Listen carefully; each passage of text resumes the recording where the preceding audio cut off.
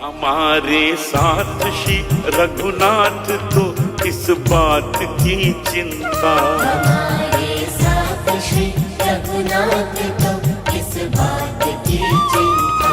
शरण में रख दिया जब माथ तो किस बात की चिंता।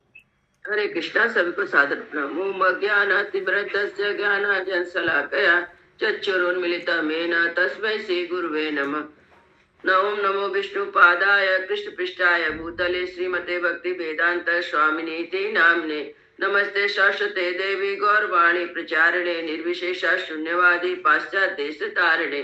हे कृष्ण करुणा सिंधु दीन बंधु जगतपते गोपेश गोपिका कांता राधा कांता नमस्तुते। तप्त कांचन गौरांगी राधे वृंदावनेश्वरी विश्वानुसुते देवी प्रणमामि हरि प्रिय। हरे कृष्ण कृष्ण कृष्ण हरे हरे, हरे राम राम राम हरे हरे। शिला प्रभुपाद की जय।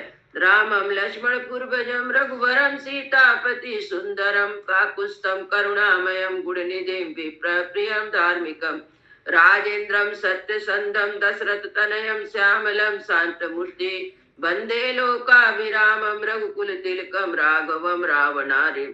दक्षिणे लक्ष्मणो धन्वी वामतो जानकी सुभा पुरतो मारुति यस्य तं नमामि रघुत्तमं।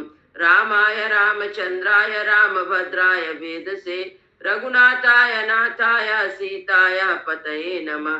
सियावर रामचंद्र की जय, पवन सुत हनुमान की जय, वाल्मीकि रामायण की जय, वाल्मीकि मुनि की जय। आज विश्वाध्याय का 1 नंबर से 20 नंबर तक श्लोक का पाठ हुआ था। आज 21 नंबर श्लोक से पाठ होगा।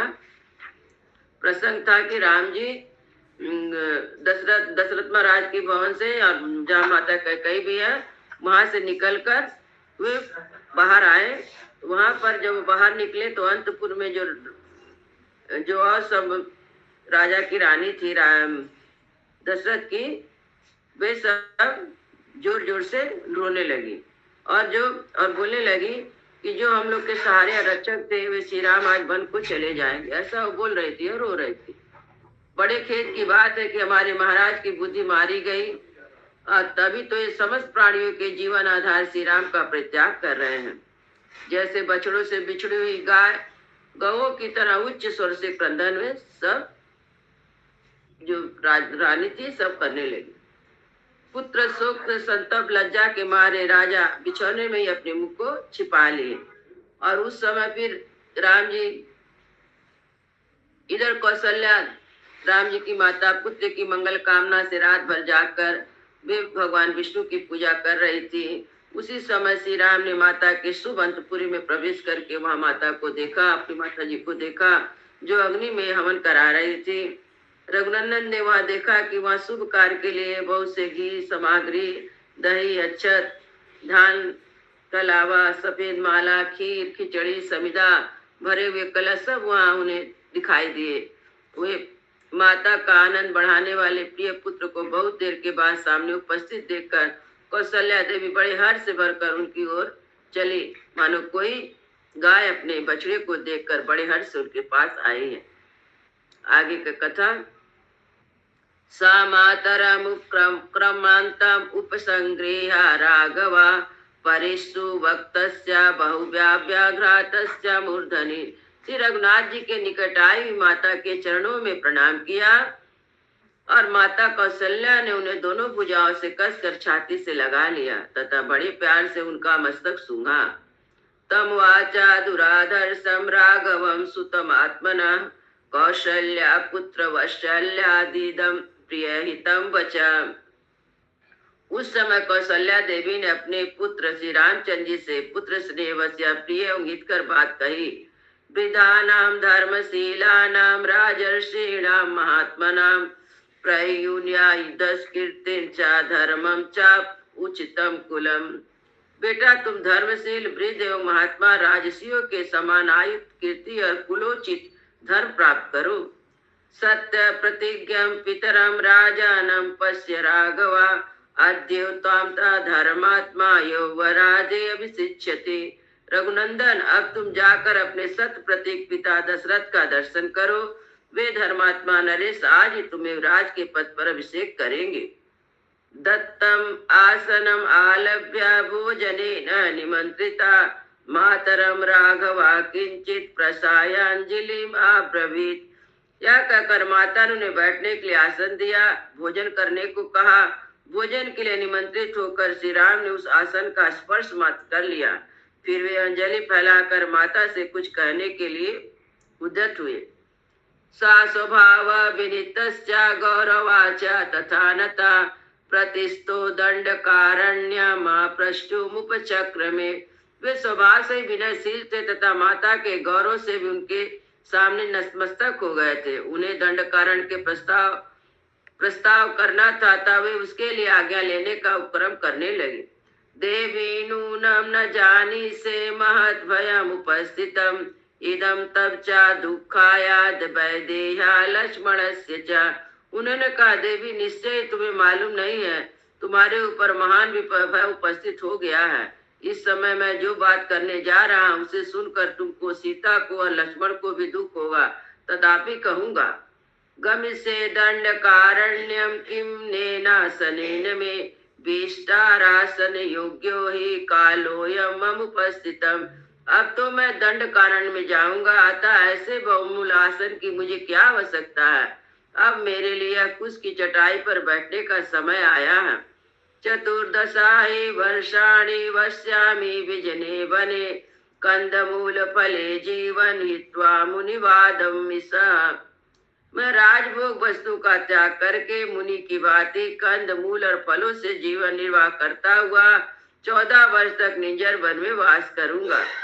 भरताया महाराजो यौवराजो प्रयच्छति मां पुनः दंड कारण्य विवसायति तापसम। महाराज युवराज पद भरत को दे रहे हैं और मुझे तपस्वी बनाकर दंड कारण में भेज रहे हैं।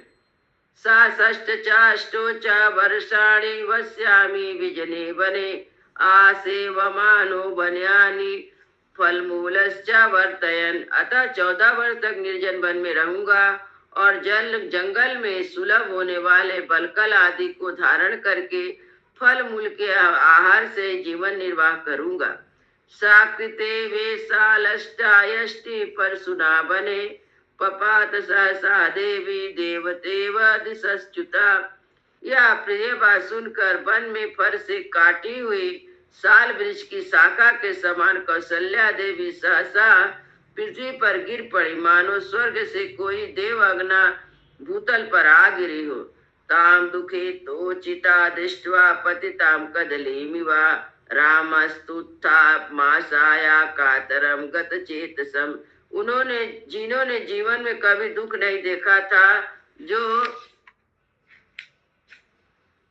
दुख को भोगने के योग्य थी ही नहीं, उन्हीं माता कौशल्या को कटी हुई कदली की भांति अचेत अवस्था में भूमि पर पड़ी देख श्री राम ने हाथ का सहारा देकर उठाया। उब्रतो युत्थिताम देनम बड़वामिव बाहिताम पासु कुंठितम सर्वांगी विमर्शन चापाणिना। जैसे कोई घोड़ी पहले ही बड़ी भारी बोझ ढो रही हो और थकावट दूर करने के लिए धरती पर लोटपोट उठी हो, उसी तरह उठी हुई कौशल्या जी के समस्त अंगों में धूल लिपट गई थी। वे अत्यंत दीन अवस्था में पहुंच गई थी। उस अवस्था में श्री राम ने अपने हाथ से उनके अंगों की धूल पोंछी। सारागमम उपासीना मासुखार्ता सुकोचिता वाचा पुरुष व्याघ्रम उपसृण्वन्ति लक्ष्मणे। लक्ष्मण कौशल्या जी ने जीवन में पहले सदा सुख ही देखा था, उसी के योग थी, परंतु उस समय वे दुख से कातर हो उठी थी। उन्होंने लक्ष्मण के सुनते हुए अपने पास बैठे हुए पुरुष सिंह श्री राम से इस प्रकार कहा, यदि पुत्र न जाए था मम शोकाय राघवा नाइस्मा दुख मतो भूया पश्येमहम प्रजा। बेटा रघुनंदन, यदि तुम्हारा जन्म ना हुआ होता तो मुझे एक ही बालक का सुख रहता। आज तो मुझ पर इतना भारी दुख आ पड़ा, इसे तो बंधा होने पर मुझे नहीं देखना पड़ता। एवं एवं बंध्याया शोको भवति मानसा आ प्रजास्मि संतापो नाही अन्य पुत्र विद्यते। बेटा, बंधा को एक मानसिक शोक होता है, उसके मन में यह संताप बना रहता, मुझे कोई संतान नहीं है। इसके सिवा दूसरा कोई दुख उसे नहीं होता। ना पूर्वम दिष्टुम कल्याणम सुखम वापति पौरुषे अपि पुत्र विपश्येम इति राम स्थितम मया। बेटा राम, पति के प्रभुत्व काल में एक ज्येष्ठ पत्नी का जो कल्याण या सुख प्राप्त होना चाहिए था, वह मुझे कभी नहीं देखने को मिला। सोचती थी पुत्र के राज में सब सुख देख लूंगी, और इसी आशा से मैं अब तक जीती रही। सा बहुन्या मनोज्ञानी वाक्यानि हृदयच्छिदाम अहम श्रोष्ये सपत्नी नाम वाराणाम पराम सती। बड़ी रानी होकर भी मुझे अपने बातों से हृदय को विदृढ़ कर देने वाली छोटी सौतों के बहुत से अप्रिय वचन सुनने पड़े। अहो दुक्तरम ही नु प्रमादान भविष्यति मम शोको विलापास्या यादृशो अयम अनंत का। स्त्रियों के लिए से बढ़कर महान दुख और क्या होगा। अतः मेरा शोक और विलाप जैसा है, उसका कभी अंत नहीं है। तो ही सन्निते अप्यमान सम निराकृता किम पुनः प्रेषितो रामा ध्रुयम मरणाम एव ही। तात तुम्हारे निकट रहने पर मैं इस प्रकार सौतों से तिरस्कृत रही हूँ, फिर तुम्हारे आज परदेश चले जाने से मेरी क्या दशा होगी। उस दशा में तो मेरा मरण ही निश्चित है। मंगल भवन मंगल हारी प्रभु सुदशरथ अजीर बिहारी। राम सिया राम जय जय राम। राम सिया राम जय जय राम। श्यावर रामचंद्र की जय, पवन सुत हनुमान की जय, सब भक्तन की जय, सब संतन की जय। जय जय सीताराम।